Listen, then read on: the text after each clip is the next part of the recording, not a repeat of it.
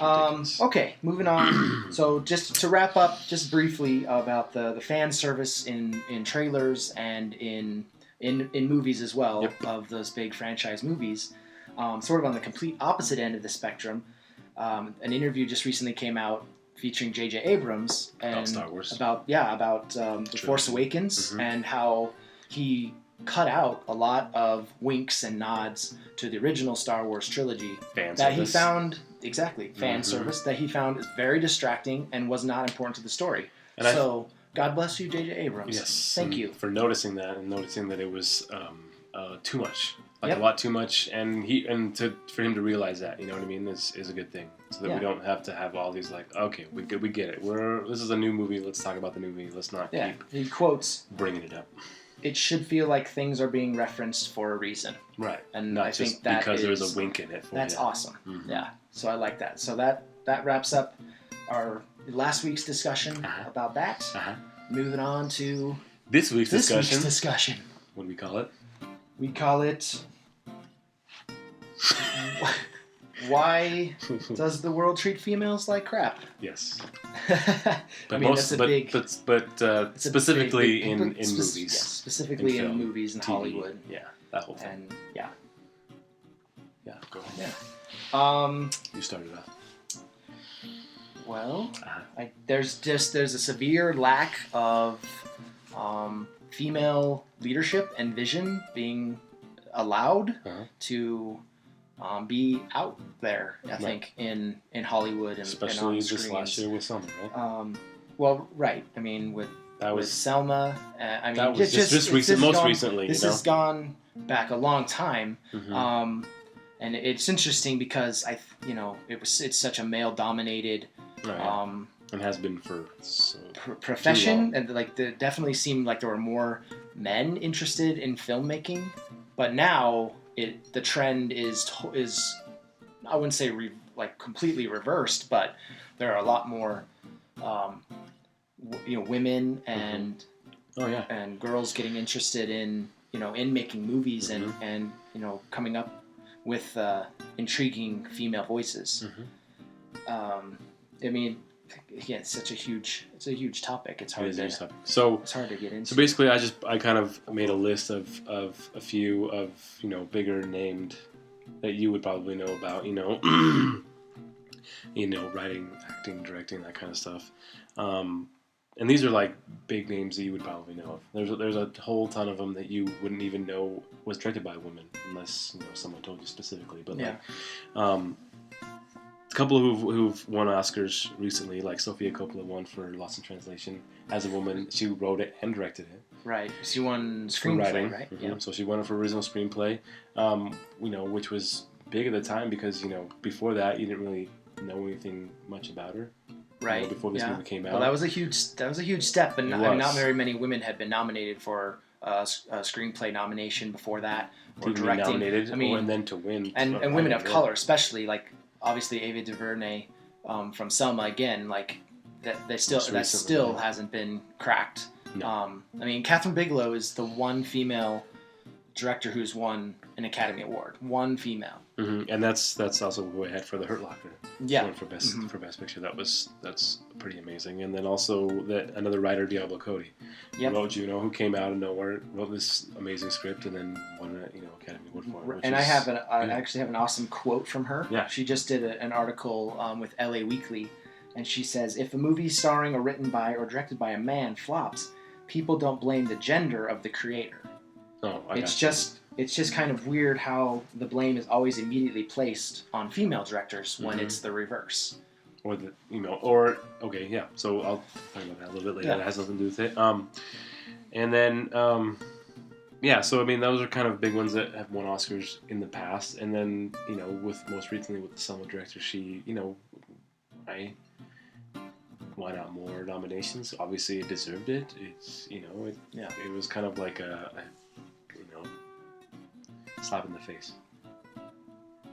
Yeah, she handled it as graciously as she could. I'm sure for that kind of content, to put your heart and soul in a movie like Selma. Mm-hmm. It must have been tough to be recognized by your peers as making one of the best movies of the year, and then just this bunch, the Academy that unfortunately represents kind of a dying breed of sexism and. But then, having said that, like, I kind of was just in my own like topics or something, bringing it up. Like I said, you don't know of a lot of big named women directors, actors obviously, but like writers and that kind of stuff behind the scenes. And I feel like it's something that obviously needs to change. But I also feel like maybe it's has to be a lot to do with the studios, with them not having a lot more, I don't know, maybe they feel it's more of like a risk to even put a woman as a director, just for the sheer fact that they for basically on like what the movie's about, the content of the movie or whatever like that. But I mean, obviously from what these are, the ones that I mentioned, it really shouldn't have anything to do with that. So having said that, like I kind of went off on the whole Marvel Universe women and acting and directing and that kind of stuff, and why that so many Marvel movies have been out. Why is the Marvel Universe going to be behind the DC Universe, which is just barely kind of started like ramping up their whole thing? How is it that Marvel has going to be second to come out with a woman lead, most likely a director as well, to DC, which just barely started their whole thing with Wonder Woman? Even though Wonder Woman is a dominant character in that, they've had plenty of chances to make a Black Widow movie. They haven't. Yeah. Missed the ball on that, I believe. Even though her character is in Captain America, I still feel like they missed the ball to have her own. Everybody else has been expanded, which is she deserved definitely has a backstory, right? Since when she was in it from the beginning, right? Since there was the second Iron Man, she was that's when she came in, and she could have gotten a movie since then, since that was back like 8 years ago. Anyway, having said that, Joss Whedon was talking about. Just Joss Whedon in general. Before he even signed on for Avengers, he tried to put out a Wonder Woman movie, and they weren't down with that. They didn't want to go through with it. He moved on to that. But I mean, even him he's dominant with those women lead, powerful characters with with Buffy, which did well. And then another one, Dollhouse, which only lasted for one season, but was actually a pretty damn good TV show, and I liked it a lot. Yeah, I remember that. And then he blames just total sexism in the industry. They just don't believe in it. And he also mentioned that the movies that they're making in this universe shouldn't be decided because they made two bombs 8 years or so. Yeah. Having to do with Elektra. 10, 12 years ago. Yeah, Elektra and Catwoman, which did horrible. And there's been more than enough comic book movies that bombed, and they keep making them. Which I think they were both directed by men as well. Right. So and did they mention that? No. They don't mention that. They just mentioned they were bombed, and there was women. They were about women characters in the universe. You know what I mean? Right. Yeah. There's plenty of like male-led movies that have bombed. Exactly. Like all the time. John Carter. That was huge. Yeah, huge bomb. Huge flop. I mean, got this like the head guy of Disney fired. Yeah. There's like it's just. So why wait? It's just wrong. It's so backwards. Why use that as an excuse to not make another one when you clearly have many years of opportunities to make one?